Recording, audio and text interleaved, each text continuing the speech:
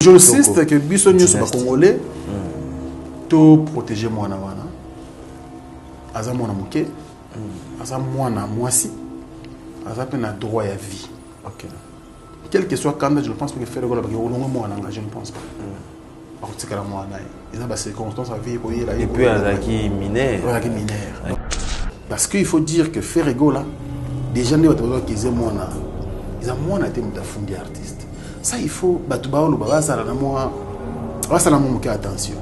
Moto oye peli au kanga faire et outeli wa. Et outil n'est pas émission na ya TV5. Ok. Moto on a dit na TV5. Ok. Nde ba ko remarquer que non. Oh donc moto ayaka na ye pendant qu'il est recherché. On va boye non. Ba monnaie ba trace wa. Yambata na école. L'école. Ok. Alors convocation ya école. Ils ont quoi ya na ancienne adresse. Pendant que Ferrego là a déjà déménagé. Ok. Bah tu trouves qu'on condamne un cas où ils ont beaucoup plus greffier à tribunal. Pourquoi de 2013 si 2020 dossier et longue école et comme la tribunal l'accusation on a été greffier ndenge ba bien comme ça l'enquête pour y ba que montoyo ba courir au quoi ancienne adresse pendant que c'est à loi. Il faut dans un mois ba retenu pour la réserve tant que vous êtes ma solaire artiste na biso. Artiste parce que fanatique il y a modèle derrière ba. Vous comprenez? Moi na wana à cause d'un problème où vous êtes fanatique, vous êtes fanatique, allez la faire ego la pena kufa. Asali mon anamabe. J'ai aimé la propos du pasteur Moïse. Ok. Fally. Farley. Comment on cite son nom en anglais? Farley. There's just the way they can say that. Fally. Farley n'a pas besoin que Ferré meure pour qu'il soit Fally. C'est une réalité. Il n'a pas besoin que Ferré soit en prison. Et quand on voit des gens se lever et se réjouir, je pense que lui-même, là où il est, il ne se réjouit pas. C'est souvent l'entourage. Son talent suffit pour qu'il soit ce qu'il est. Oui, justement, moi je pense même qu'il était dans un bétélo à bon. Parce que j'ai suivi Orligo, qui est le frère de l'artiste. Il a dit que non, mais entourage à faire ego là. Oui, quand entourage, tu vas le barber belé. Il faut changer entourage naïe. C'est vrai. Mais les caméras vont vérifier à courrier. Entourage, je ne pense pas qu'il faut entourage de salam. Parce que vous êtes comme un mot privé. C'est d'abord ambassadeur. À cause de la qualité de l'ambassadeur. Et puis deuxièmement, faire ego là, qui artiste effectif. Il y a un groupe quartier latin international, patron de commandé Kofi Olomide. Mansa Musique et Primus présentent le concert de l'histoire, le show de la réunification. Wenge Musica 4x4 BCBG, 25 ans après, ils seront tous là. Le 30 juin 2022 au stade des Martyrs à Kinshasa. Venez vivre le show de l'année avec les anges adorables. Wenge Musica 4x4 BCBG. Yabiso Wenge. Prix 5 000 francs congolais. Ouverture des portes à 10h. Infoline 09 00 11 51 16. Une production Mansa Musique.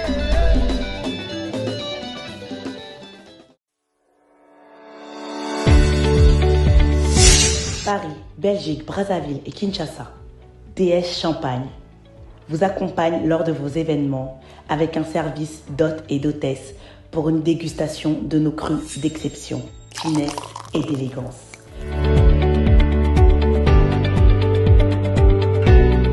DS Champagne vous propose aussi la vente de ses produits en gros ou au détail. DS Champagne luxueux de Paris, Dédé Samba.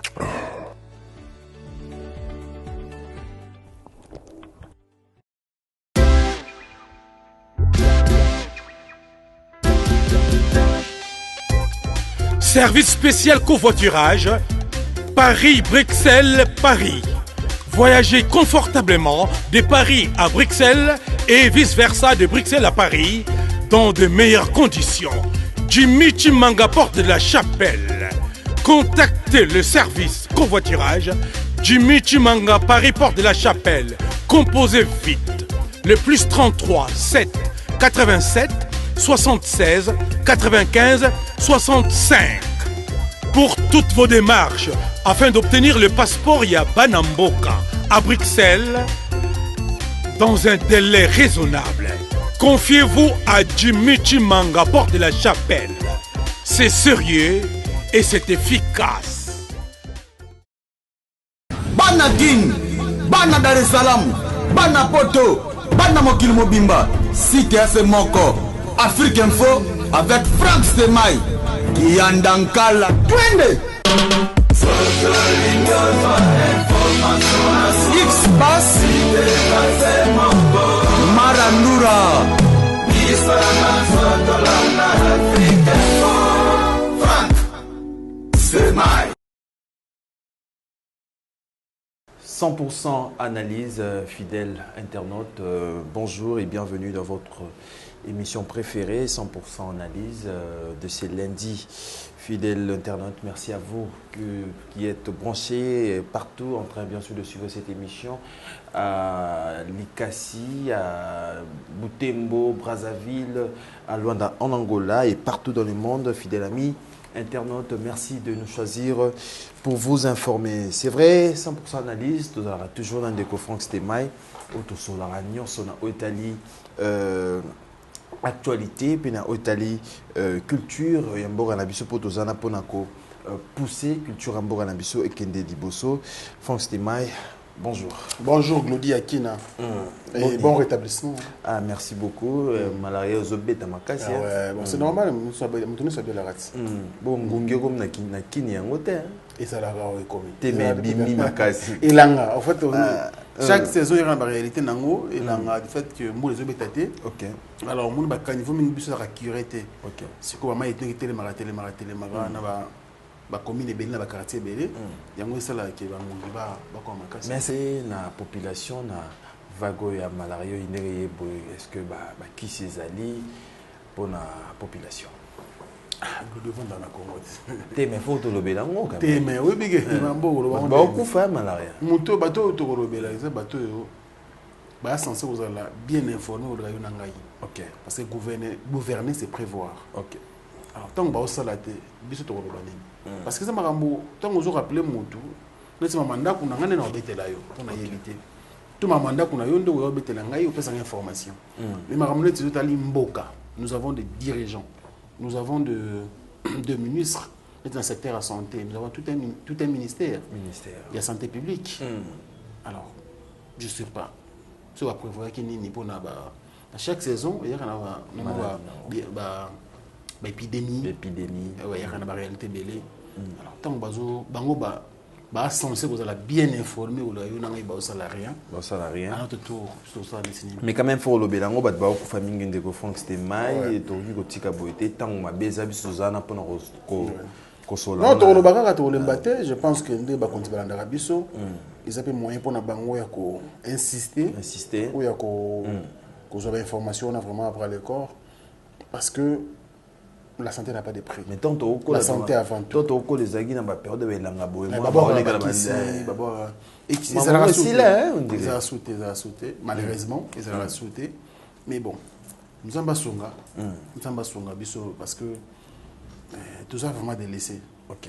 Délaissé le gouvernement ou l'État commence à être démissionnaire dans beaucoup de secteurs. Voilà. Non, c'est pas une bonne chose. Voilà, on a profité, on a souhaité un joyeux anniversaire à mon Konzamboka na biso. Ah, mon Konzamboka Fachi Béton. Fachi Béton, Mkwatondolo. Mkwatombolo. Ah, oh, tout le monde va Tombolo. T'es Mkwatombolo. Ah, ok. Et là, ça va ni?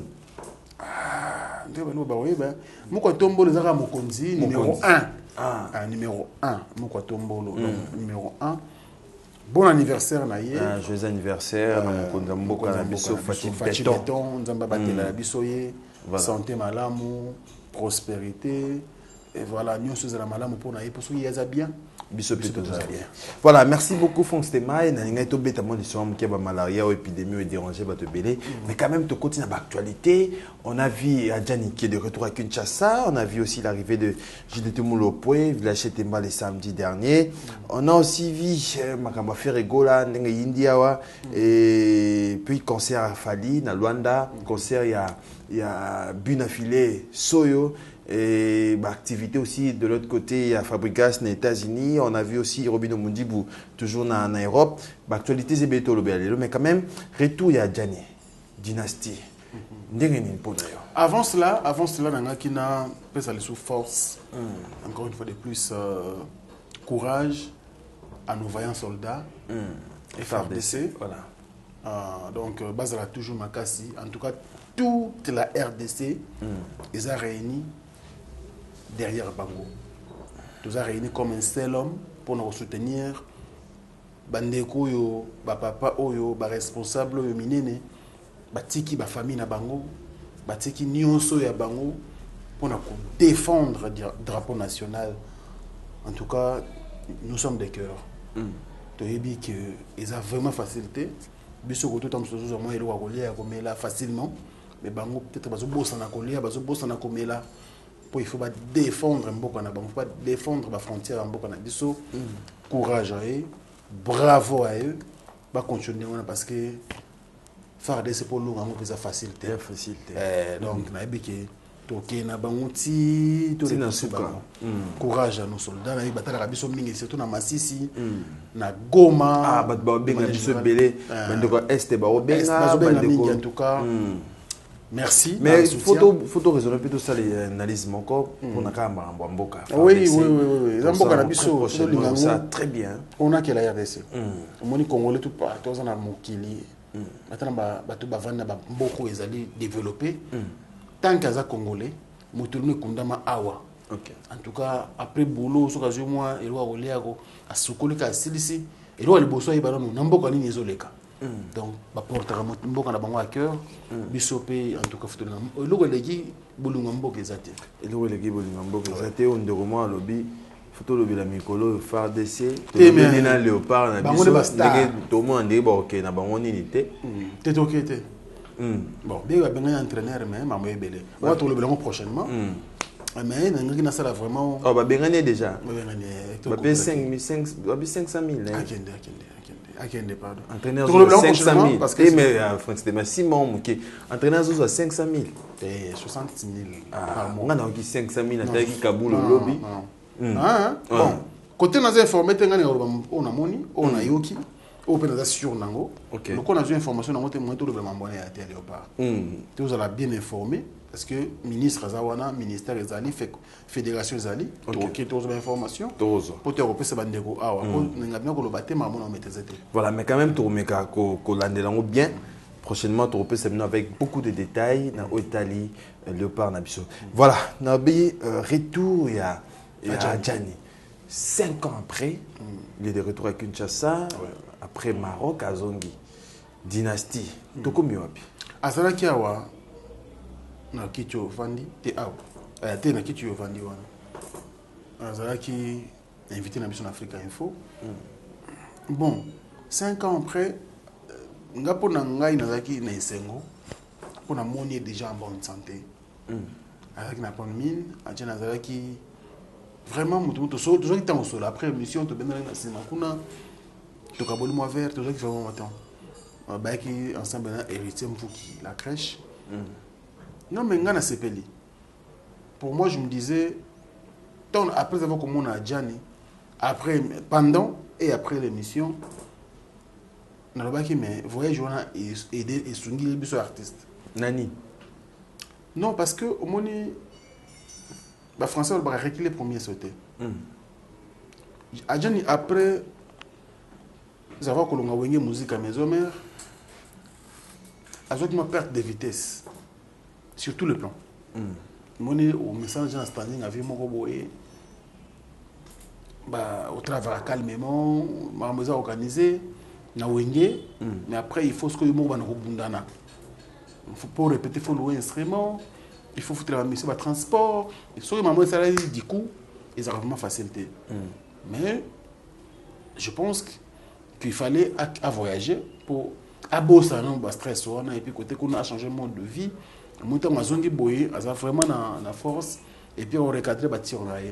Mais à l'époque, il y a un tour à Kinshasa, à Otobi qui est na Banjili parce que siège na Banjili. Est-ce que ça a orchestre naïe? Marambo Banaki penza ko kenene il fallait qu'il était. Alors moi j'étais vraiment très content de revoir encore Adjani en bonne santé dans le monde là qui l'autre fois. Pour moi c'est une bonne chose et surtout na faire égo la peine Atika qui était. On a intégré un projet à Dynastie, c'est un grand projet et là je pense que c'est une bonne chose. En tout cas 5 ans après, on a revoir Adjani et ça n'a pas mingi. Mais tout le monde mon peuple le 30 juin et comment on bien d'abord belé dans Congo hein.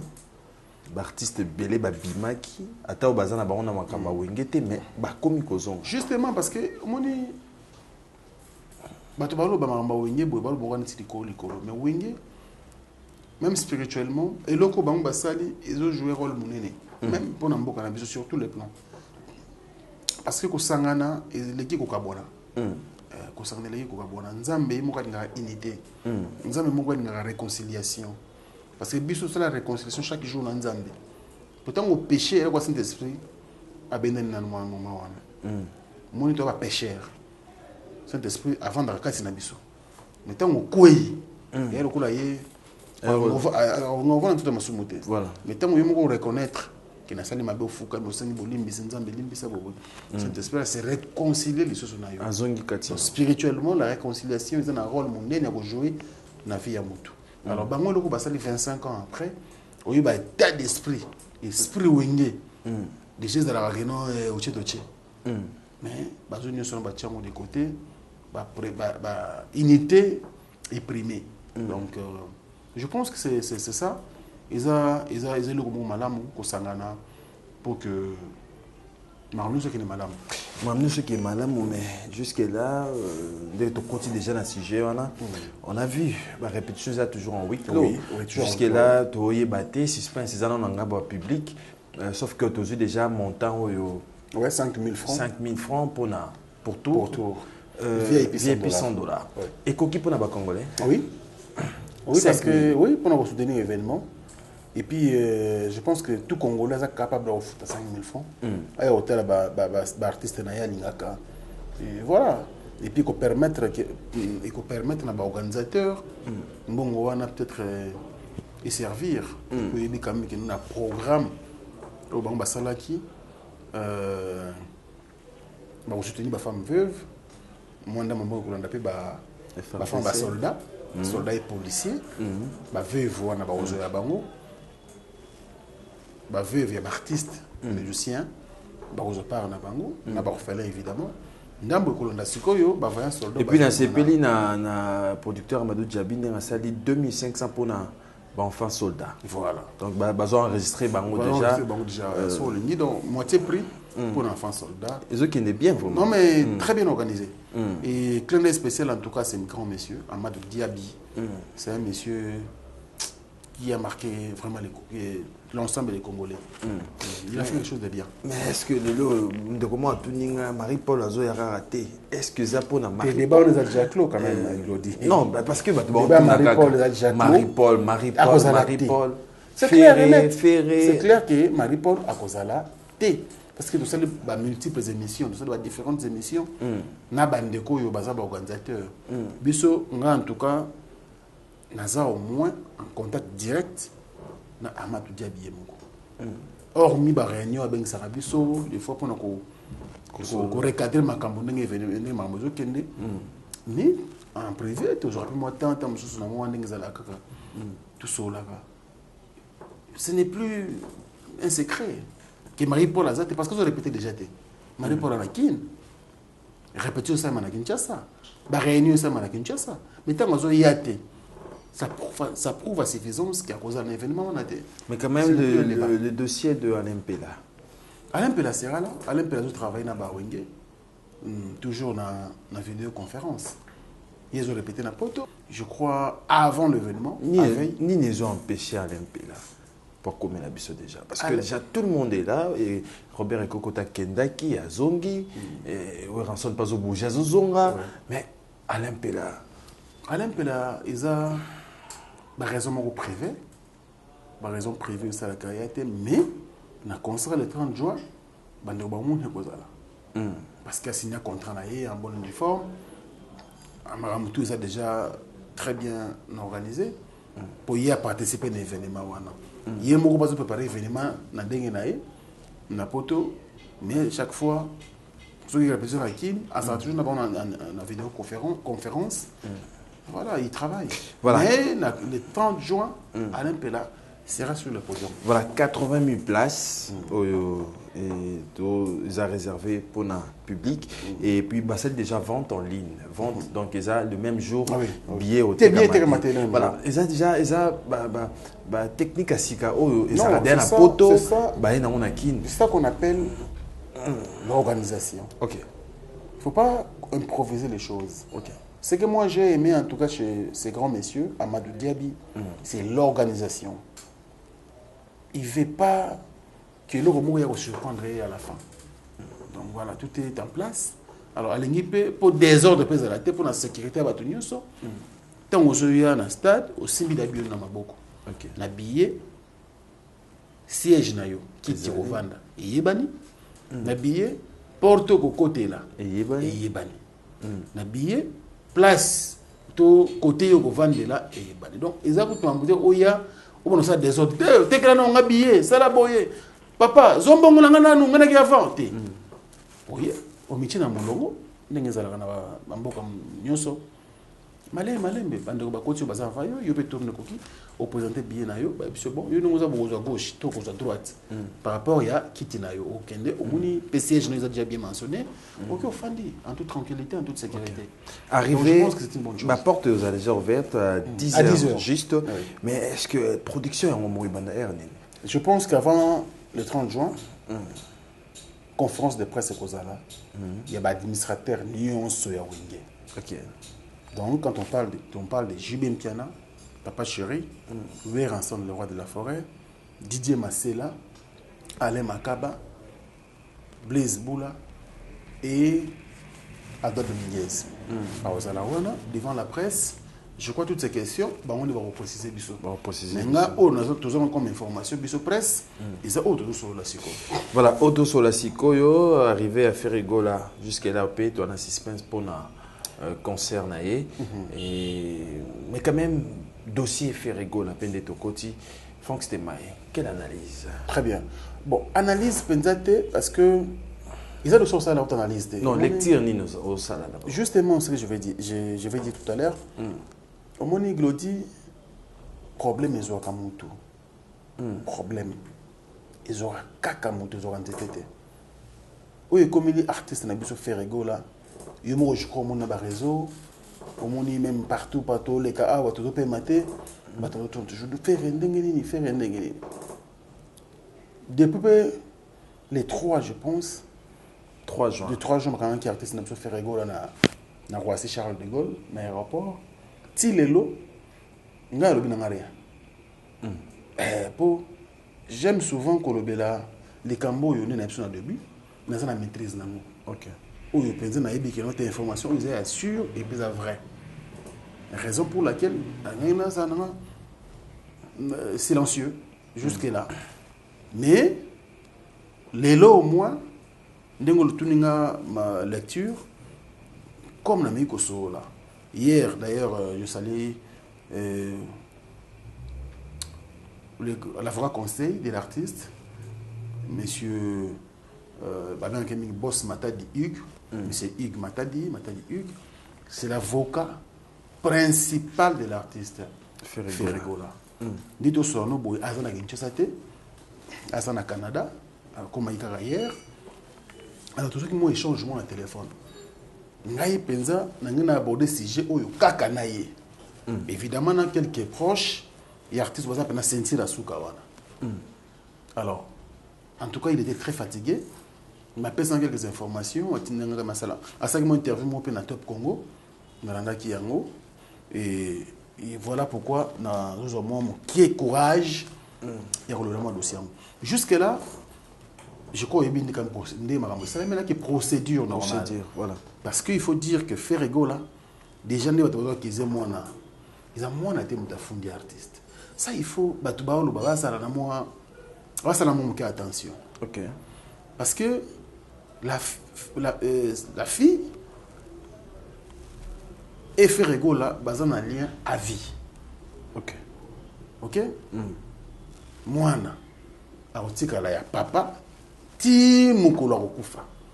Papa, a ya mwana, ti mukolo akufa. Vous comprenez? Donc, ça ne sert à rien. Parce que il faut que nous ayons retenu pour nous réserve. Tant que nous avons un artiste, l'artiste, par exemple, fanatique, il y a un modèle derrière. Vous comprenez? Moi, à cause du problème, je suis fanatique, je suis fanatique, allez la faire ego la peine à Koufa. Ah, ça dit mon anamabé. Vous comprenez? Azana poto? Oui, Azana poto. Comment est-ce? Ozias Gola. Ok. Alors, côté wana, Glody, il y a parents, il y a parents, bana, bazara toujours, il faut que les gens toujours protégés. Ok. Parce que je pense que Ozias Gola, bazara, ma pas ça, Ozias n'a osé. Il y a banzé monio sur bazon à tout moment. Donc, s'il y avait un souci, que moi, na wana linga papa na été, papa pesazo batte pour remarquer que le monde a linga ngate. Ok. On se comprend. Donc, il y a peut-être avoir rien à banzé beauté. Mais tout le monde a quand même. Donc, entre Ferrego là, il n'y a pas de problème. Okay. Parce que la fille à l'époque n'avait que 13 ans, je ne me trompe pas. Je crois que c'était en 2000. Moi, on a 13 ans. Moi, on a 13 ans. Déjà, il y a une réflexion. Quand on a commis une école, moi, on a commis une école. Bon, déjà, moi, on a s'est conduit. À 13 ans, déjà, moi, on a commencé à faire mon roté. Tant que il y a ma baie, ce qui n'est pas ça, ce qui n'est pas n'importe quoi. Moi, mais seulement que moniteur ou monitrice, mon trace dans tout le monde, on bat peut-être tout ça. Comme tout parent. Parce que mi bazulu bagno teza qui mamouya ceux qui testent la Covid à faux. On va boyer. Non. Bah mon trace ouais. Yambata na école. L'école. OK. École. On en est arrivé à faire école. Na moi na té moi na. Na yebi mettons et ça mi on a fait na poto. Faire na poto bien sûr. OK. Bon. Papa mise à la caca. Nous sommes africains papa Betty. Et ça les que professeur ou moniteur, ou monitrice à saisir assistant social. Assistant social n'est pas accaparé dans le dossier.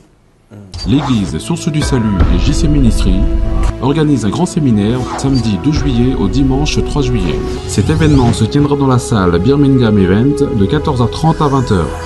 Comme thème, Accélération divine, ma nouvelle saison. Cet événement sera conduit par l'éminent serviteur de Dieu, le pasteur Jean Bosco, le jumeau de Bruxelles, l'apôtre Jean-Clément Diambilay de la RDC, et l'éminent serviteur de Dieu et conférencier, le révérend Raoul Wafo de la Côte d'Ivoire. Pendant ces 2 jours de séminaire, nous serons bénis par la louange et adoration qui sera donnée par nos worship leaders, la sœur Sandra Mbouyi, l'évangéliste Thomas Lecoffé, Jonathan Gambella, Fiston Mbouyi, Jonathan Matanda, Lydine Tseya et la JKGD and Family. C'est une nouvelle saison qui commence.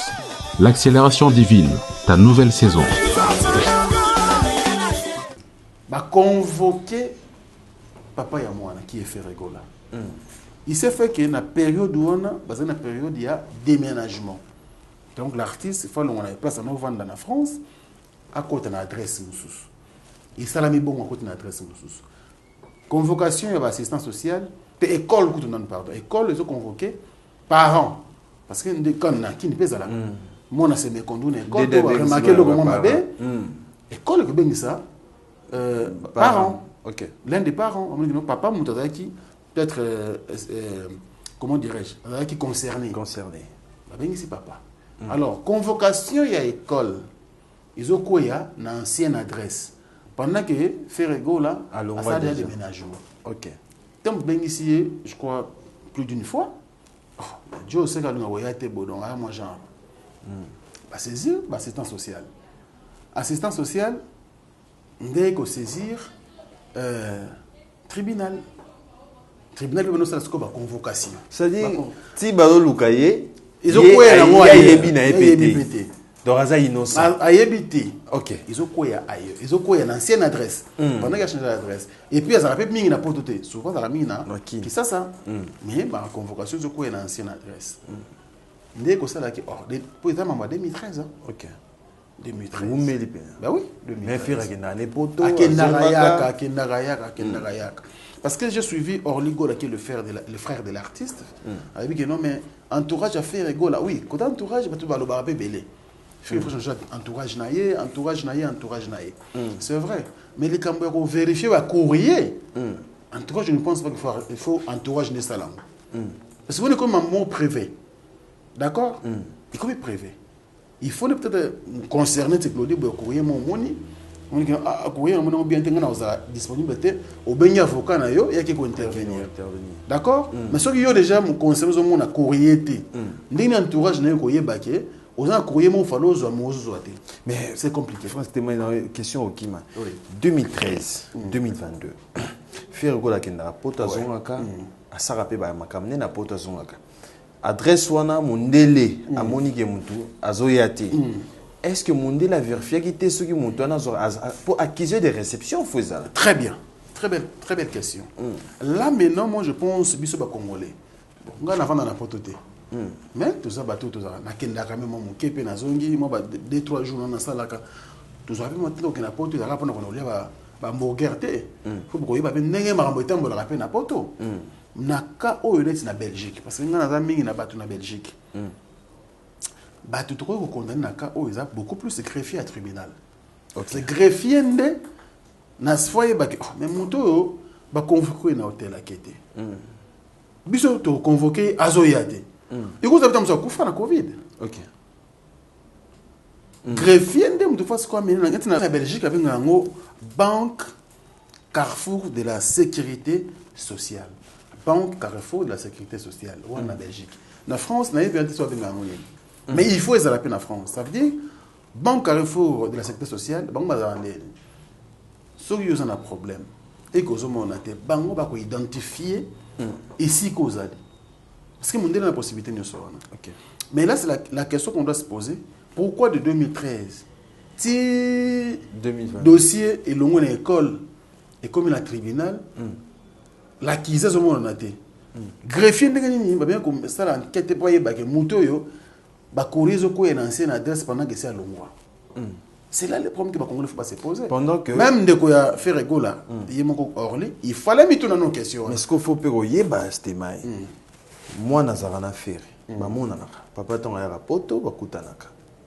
Moi na bike dossier mambo. Et wala mama mona c'est longwa. Que si on habite mama mona longa. Moi na bike mambo ya ngala papa so ki ba betaka nga.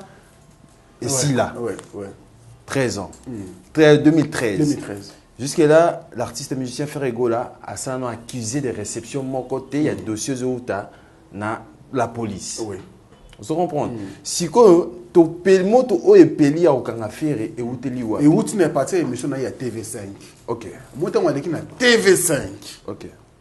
Ndé ba ko remarquer que non. Oh donc moto ayaka na ye pendant qu'il est recherché. Allez ba afficher malamo. On se comprend. Il y a un monde de oh mais 2013 tout ce temps ba courrier ekoya mutonga ya gati est-ce qu'il est déjà mort est-ce que alongo a changé d'adresse est-ce que alosa nango nanko c'est là donc bimi loko la l'été benga et bimi loko la ye oyakate aboya ka okende ko répondre na ba convocation nzoka ya yebina nzoka ya yebite que ba convoquer. OK. On m'a dit comme ça la mayango wana alors après passage d'une émission à TV5 dans le cadre de la promotion à album Dynastie ndé ba moni parce que TV5 il y a bango na France kona allez pe na journal télévisé ah donc moto ils sont fous de nous. OK. Donc tout le kesi ko ya ba afficher allez na aéroport ba ko ya na que non moto monsieur bon vous avez recherché pour un dossier tel. En tout cas, je ne sais pas, mais je crois qu'il faut étonner parce que comme en 2013, attends, il faut bosser là déjà. Et puis il peut-être qu'il va convoquer. Donc je pense que c'est là où mambo yo ko ya ndengwana vous comprenez donc il y a partir de TV5 so wale pas TV5 T anga kende Guinée abeti ndule ayene pe Kinshasa et il faut continuer comme d'habitude. Mais sikoyo nyoso oyo dossier uti pas mwana ti dossier to mwana ouais mwana osala ni na minto pona ostemai non mais pour nga je pense même que na mwana faut taper étonné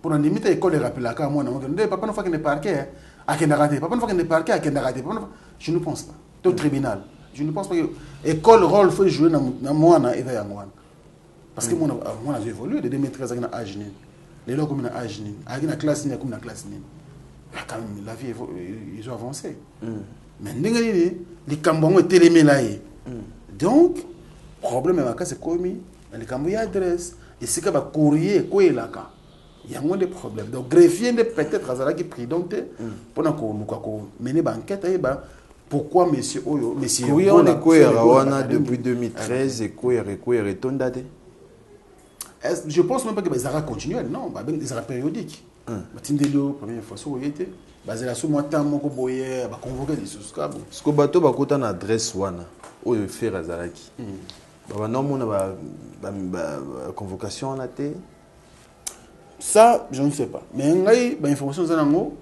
non parce que tant que le bapé faut tala ba poignon so justement mais ce quoi ta ba moni ils ont concerné ba ngote papa ben ouais je ne pense pas parce que courrier ou a eu ça yo boîte aux lettres ou a eu ça yo no genda poto c'était mai courrier dans courrier boîte aux lettres il a bosson na quoi oui ça personnel ça dit so batiki wana moto aza na ndako wana na miso fatala ngabike o batiki linga so moto na batika wana batika na mundele habité les gens importants so batiki justement t'es sûr que courrier sur notre boîte aux lettres je pense même que tant que arrêté en tout cas je ne sais pas je suppose hein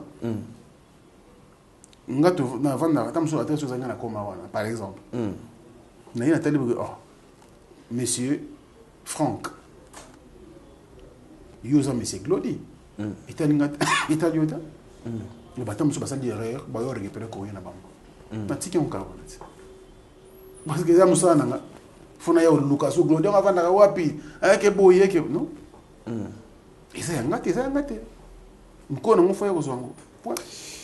voilà, merci beaucoup Franck Stéman, c'est vrai. Voilà, donc c'est ça. Donc Ferregola innocent, il y a eu vraiment éloigné par rapport à l'explication. Mais condamnation, parce que dans la prison, tu m'as dit qu'il y a une garde à vie. Pour garde à vie à 48 heures. Pour 45 jours. 48 heures. Garde à vie à 48 heures. Il y a un transfert. Soit, ceux qui ont un juge, au Sambi, au Kobima, na 48 heures. Ce qui est simbité, ce que mon équipe non, nati est-ce que moi quand juge maman parce qu'il est condamné par défaut. OK. D'autant après 48 heures na garde à vue, il a fallu malamoko ba transférer. Diango et ça là qui transférer na prison, condamné par défaut donc autant de jours, 45 jours. Quand on dit par défaut, donc des matchs que vous allez entamer, ceux qui à mode écouter na juge naé, ba ko même les mêmes jours. Parce que ça condamnation par défaut. Par défaut.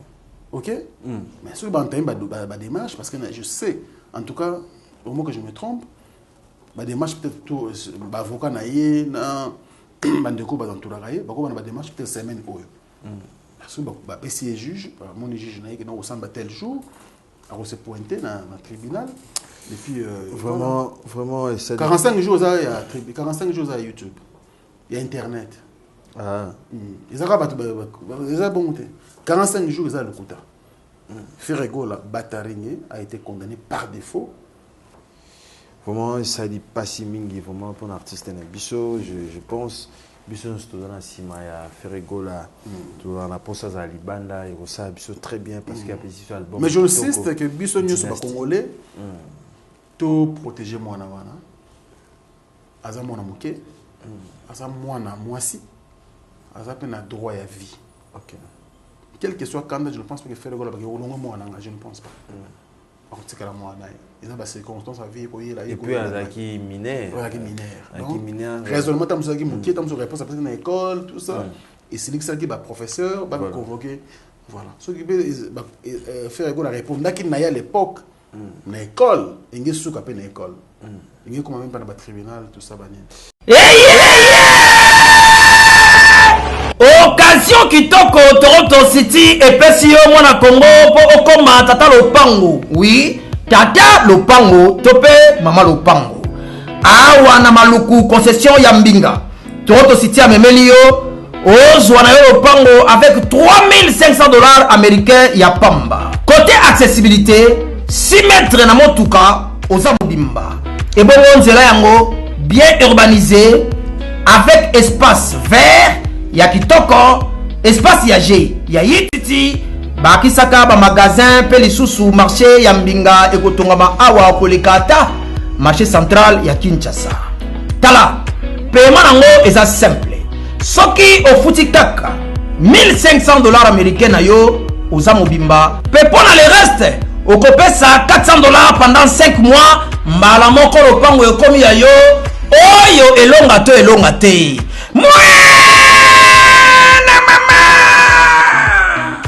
Ozalaka na mikila poto otinda mbongo ono walia o tata mwasi a détourna.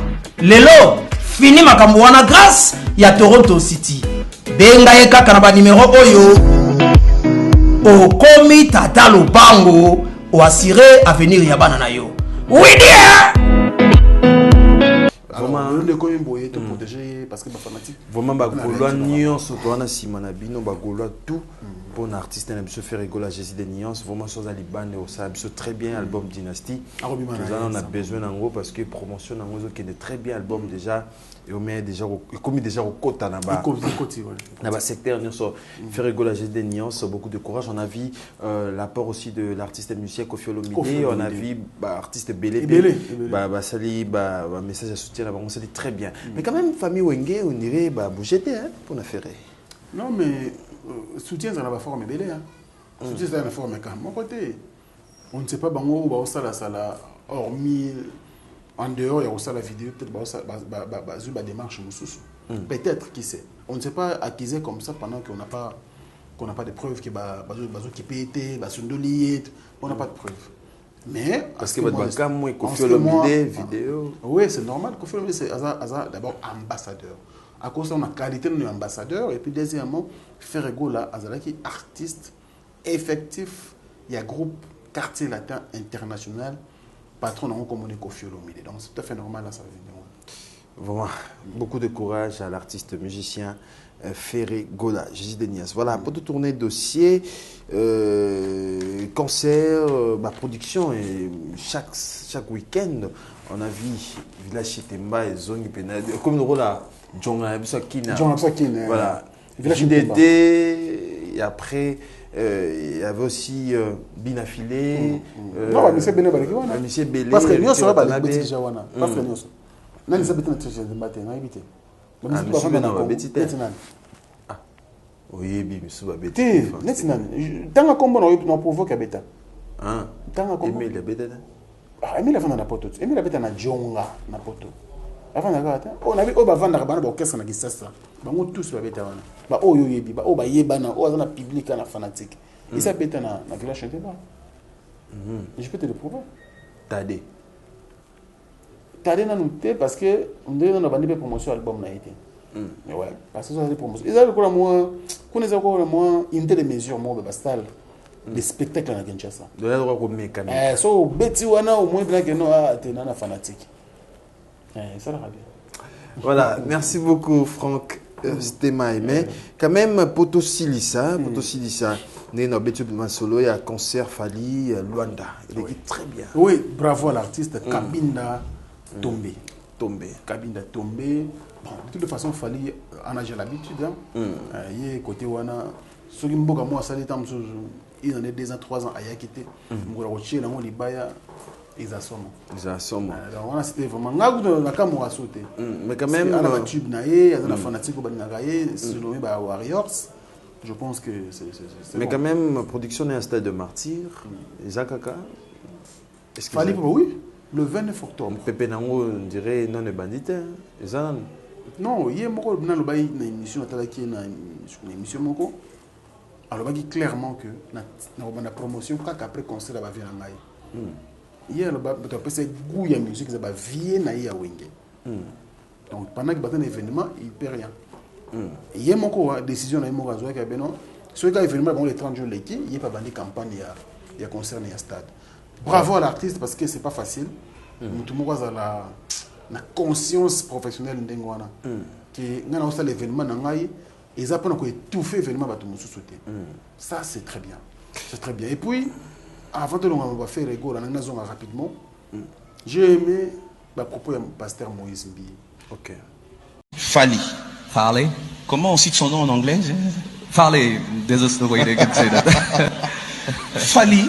Farley n'a pas besoin que Ferré meure pour qu'il soit Fali. C'est une réalité. Il n'a pas besoin que Ferré soit en prison.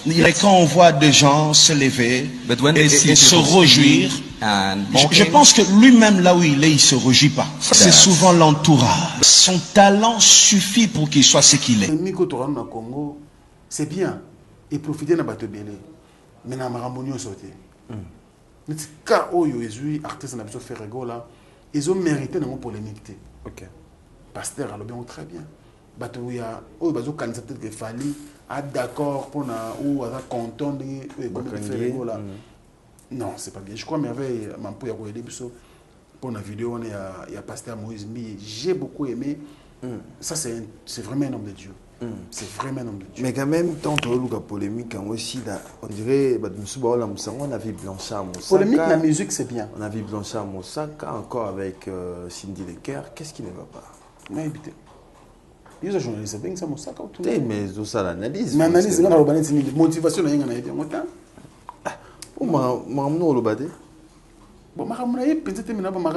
lobby sur Cindy Lecker. Il y a un lobby, papa. Il y a toujours une information quelque part. Ça concerne un grand artiste qui est incarcéré. Ils ont mérité quand même moins éclaircissement parce que tout le monde a besoin de confiance. Ce n'est pas pour rien qu'ils sont abonnés. Ce n'est pas pour rien qu'ils nous regardent. Il faut que ça là-bas, l'Arabie. Sinon, vous allez voir. Voilà tout le monde. Parce que Moussaka a lobby sur Cindy Lecker. Il y a une motivation et de l'autre côté peut-être répliquer. Mais Franck Stémaï maintenant tout le monde il y a pasteur Moïse merveille a toujours distribué sur l'image. Mais est-ce que on peut entre le pasteur la promesse ici? Oui, justement, moi je pense même qu'il était en train bon moko na moi aller. Ah, moko na moi aller. Et parce que Glody dans tous les domaines concurrence est là. Mais il faut de la loyale. Attends, pasteur. Il faut de la loyale. Concurrence comme au Congo, même dans le pasteur, comme déloyal. De beaucoup de monde il fallait moi pour me régner. Ce n'est pas bien. Ce n'est pas bien. Moi, je pense qu'il faut mais qu'il y ait un peu qu'on réfléchisse de ce côté-là. Ils ont qu'elle est bien minité. Donc, le pasteur Moïse Mbi, je le soutiens, surtout l'album Royal. Bravo. Et Simbité. Et Simbité. Et Simbité. Et Simbité. Et Simbité. Ah, et Simbité. Voilà, merci beaucoup vraiment. Bandeko tout banandara biso toza pona bino. Et analyse na biso za raté pona. Et puis 100% analyse. 100%. Ya te poto finga mutu, tolobela mutu mabe. Tolobela toujours ba aux actualités na bisaki bino. Na mona ba commentaire ya émission il y a semaine dernière to ça qui na ndeko Franck Stémaï par rapport à sujet toaki nango bandeko beaucoup même so pona ndeko na mususu boluka e bino moko. Bon s'attaquer naé parce que biso to ça qui kaka émission pour na recepel sabino donc Afrique Info to le baki bo pesa biso ba sujet biso to zana pona bino to roza pe limité mais ceux qui au komeli biso ka wana to bengi biso pe biso sujet to ko le belango pe ça très bien bon soutenir Afrique Info na bandeko tout bon s'abonner massivement à Afrique Info ça très très bien voilà Franck Stémaï aussi sinayo na habité encore information sur ça na internet merci Nayo Glody Akina merci pour la musala kitoko information ça ka moko bandeko tout ça na mois de wenge OK mois de wenge c'est mois de juin donc tous les 30 juin en tout cas tous à la wana parce que ngamoko déjà na sommet data 10 non 15 personnes non 14 sommet bango déjà ba billet na bango ya VIP OK batindi bango na bango non, les temps où il y a 4 ans, je suis habillé aussi là. oko osombela baninga no billet tinna mbongo so na confiance ya Glody tindela yezu na déjà billet na ya VIP abombelo na ndako sopo lingi biso bata pour tout quoi biso linga batu basa la kuna 5000 francs congolais comme to sana ba jonga okula les boss jonga okula na le patron Fabrice Gitanvu Fabrice Gitanvu parking aba jogo yazo koma déjà wa Nikolo pour ma sur la terre Nikolo ka koma parking il y a déjà des délégations obi dépasse le ba maintenant on a té Frank c'était ça la calme aux autres gens ngai parking il faut ça ngai c'est que Fabrice Gitanvu parking ya ba jogo donc yazo koya déjà ngamo nous ça déjà réservation le hôtel marambutu PPL donc déjà boy va tout son de holo ba tout wana ba grand prêtre accompagner les boss Fabrice Gitanvu. Mais c'est ce que oui,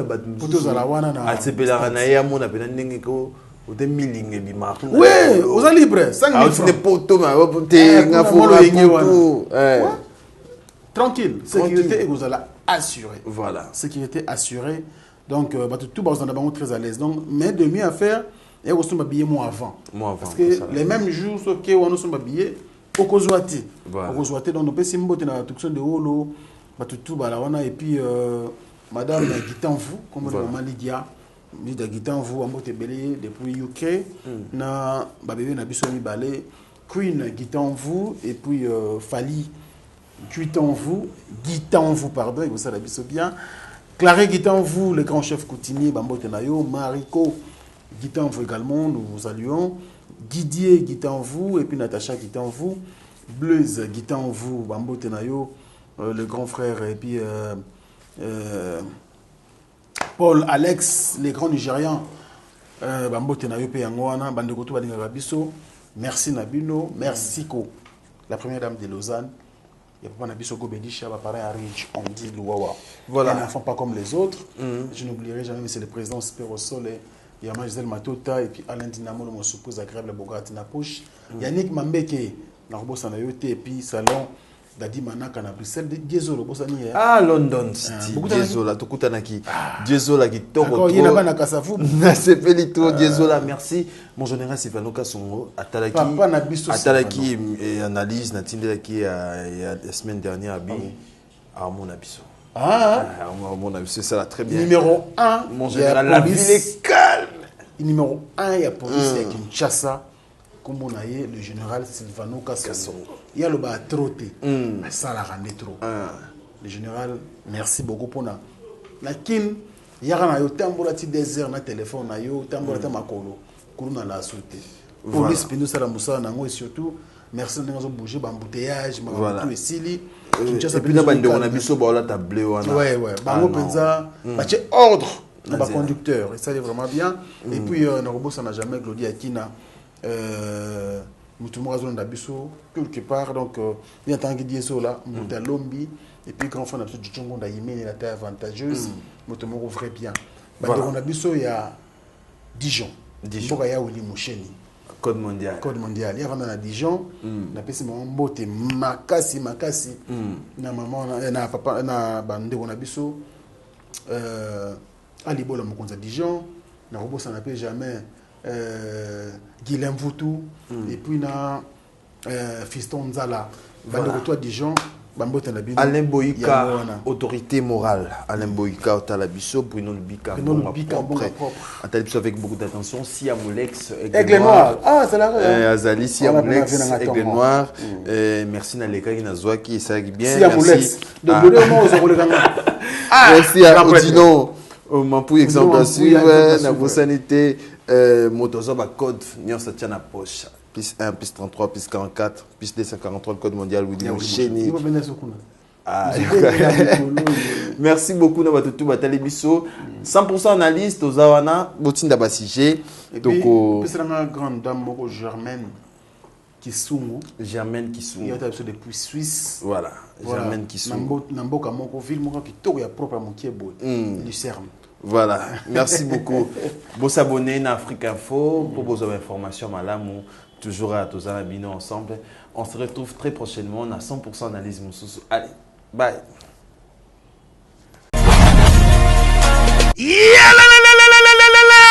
Après déconfinement, réouverture, Yanganda Taba, chez Djongade, Awa, Bokokuta, Biloko Nyonso Bolingaka ya kotumba, lokola ntaba ya kitoko pe elengi, soso ya kotumba, ngulu ya kotumba, poaso ya kotumba. Esengali koyebake, chez Djongade, bafongolaka kobanda mokolo ya mardi, ti dimanche. Awa nde sika ambiance ezali kolala, adresse ezaka se moko, chez Djongade, weekend, boza deja ya kosepela, chaque vendredi, bobanda kozwa Suzuki Luzubu, 4x4. Yende muta kosepelisa bino na ndenge ya kosakana te, oza kulia, oza komela, oza kopina. Pe chaque samedi, ekobanda kozala nde CNN, Alligator, na ba artiste mosusu. Bako banda kosepelisa bino na makinu ya defwa te na bakunga ya kosakana te. Et puis, chaque dimanche, sombele suka bisanga, nde bokozwa les grands chanteurs. Emile alias de Mingongo, yende muta ko palola awa, boko sentir betue baou différence yena. Malolo. Oui, frère, Babi Djonga.